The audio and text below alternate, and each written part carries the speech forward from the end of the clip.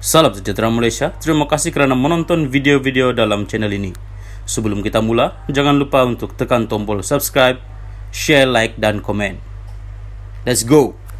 Salam sejahtera dan salam perpaduan. Berita seterusnya dipetik dari Malaysia Kini bertajuk Muhyiddin tak endahkan titah Agong, kata Lim. Berita penuh. Bekas Perdana Menteri Muhyiddin Yassin dituduh tidak mengendahkan hasrat yang di-Pertuan Agong yang berharap tidak akan ada lagi kemelut politik semasa pemerintahannya. Melabel Muhyiddin sebagai kuasa, sebenar di sebalik Ketua Pembangkang, Lim Kit Siang berkata Presiden Bersatu itu telah mengisytiharkan perang di Dewan Rakyat semalam. Menurut veteran DAP itu, ucapan Muhyiddin dengan jelas menyatakan bahawa Perikatan Nasional PN mahu 6 pilihan raya negeri akan datang dijadikan sebagai pilihan raya umum mini. Lim mendakwa bahawa jika gabungan pimpinan Muhyiddin memperoleh kemenangan besar, ia akan digunakan menjadi asas kepada satu lagi konspirasi politik seperti langkah Sheraton untuk menumbangkan Perdana Menteri Anwar Ibrahim. Muhyiddin mahu Yang di-Pertuan Agong ke-16 untuk terpaksa bekerja dengan 5 orang Perdana Menteri dalam tempoh 5 tahun penggal pemerintahan baginda dari tahun 2019 hingga 2024. Tetapi keputusannya terletak dalam tangan para pengundi di 6 buah negeri dalam pilihan raya negeri mereka yang bakar berlangsung pada bulan Jun atau Julai, bukannya di tangan Muhyiddin, katanya dalam satu kenyataan hari ini. Lim mengulas amaran Muhyiddin kepada Anwar supaya tidak menganggap dirinya akan kekal memegang jawatan selama-lamanya. Bekas Perdana Menteri itu mendakwa kerajaan hari ini melakukan aktiviti witch hunt terhadap pentadbiran PN yang bangkit dan jatuh akibat rampasan kuasa politik. Lim mendakwa Muhyiddin tidak akan menjadikan titah Al-Sultan Abdullah Sultan Ahmad ketika merasmikan istiadat pembukaan masyarakat pertama penggal kedua Parlimen ke-15 sebagai panduan. Muhyiddin yakin dengan fenomena gelombang hijau sama seperti pemimpin PN yang mengatakan gabungan itu boleh menawan kerajaan negeri Selangor dan peluang PN adalah 50-50 untuk menawan Negeri Sembilan dan pilihan raya umum Negeri Pulau Pinang, Selangor, Negeri Sembilan, Kedah Kelantan dan Terengganu yang akan diadakan pada Jun atau Julai tahun ini, katanya.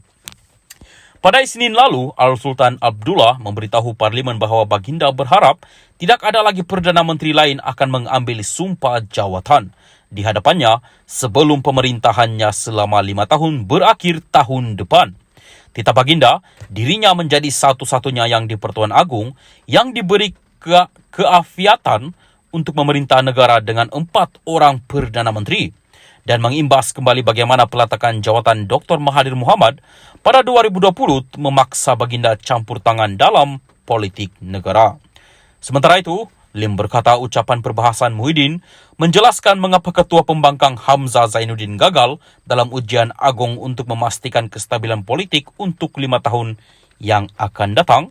Saya telah katakan yang Hamzah telah gagal untuk memberi aku janji bahawa Anwar Ibrahim akan menjadi Perdana Menteri terakhir yang dilantik oleh Sri Paduka Baginda berakhirnya penggal pemerintahan 5 tahun Baginda pada Januari depan, atau berjanji bahawa tidak akan ada pertukaran Perdana Menteri untuk 5 tahun akan datang.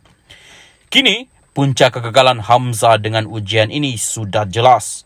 Ucapan perbahasan Muhyiddin semalam adalah satu pengisytiharan perang yang menunjukkan bahawa dia tidak akan dihalang oleh titah diraja yang di-Pertuan Agong, katanya lagi. Salam sejahtera dan salam perpaduan kepada seluruh rakyat Malaysia. Berita panas malam ini dipetik dari Malaysia Kini bertajuk Kertas Pandora, SPRM panggil bekas menteri, anak bekas PM. Berita penuh. SPRM telah merekodkan kenyataan seorang bekas menteri berhubung kekayaan di luar negara sebagaimana didedahkan kebocoran kertas Pandora yang dilaporkan pada 2021 menurut laporan media. Utusan Malaysia dan New Straits Times melaporkan kenyataan bekas menteri itu direkodkan di ibu pejabat SPRM di Putrajaya semalam. Manakala seorang anak bekas Perdana Menteri pula telah dipanggil untuk disoal siasat hari ini. Sumber yang tidak dinamakan dilaporkan memberitahu media tempatan ini bahawa siasatan masih di peringkat awal dan lebih ramai orang mungkin akan disoal berhubung kertas Pandora tidak lama lagi. aliran wang kepada pelaburan asing dan kemudian penemuan laporan Pandora Papers sedang dikaji dengan teliti dan siasatan sedang dijalankan untuk melihat sekiranya terdapat sebarang unsur jenayah seperti yang dinyatakan dalam laporan antarabangsa itu, kata sumber itu. Individu yang dipanggil untuk disoal siasat tidak dinamakan, seperti amalan biasa berhubung orang yang belum didakwa di mahkamah. Bagaimanapun, bekas menteri itu digambarkan dalam laporan berkenaan sebagai menteri kanan ketika era pentadbiran Dr. Mahathir Mohamad. Dilaporkan bekas menteri itu antaranya diminta menjelaskan aliran wang dan pelaburan ke dalam 12 syarikat luar pesisir yang berdaftar atas namanya dan ahli keluarganya di luar negara. Penyiasat juga dilaporkan sedang menyiasat sama ada dana itu datang daripada projek kerajaan atau tidak. Kertas Pandora merujuk kepada kebocoran dokumen keuangan dan rekod lain daripada 14 penyedia perkhidmatan luar pesisir yang menubuhkan dan mengurus syarikat Shell dan firma pemegang amanah di kawasan cukai di seluruh dunia. Dokumen itu didedahkan kepada konsortium antarabangsa wartawan penyiasatan ICIJ yang seterusnya memberikan akses kepada rakan kongsinya termasuk Malaysia kini. Antara ahli politik Malaysia yang didapati menyimpan kekayaan mereka di tempat bebas cukai termasuk Timbalan Perdana Menteri Ahmad Zahid Hamidi, Menteri Perdagangan Antarabangsa dan Industri Tengku Zafrul Aziz, bekas Menteri Keuangan Daim Zainuddin dan beberapa yang lain.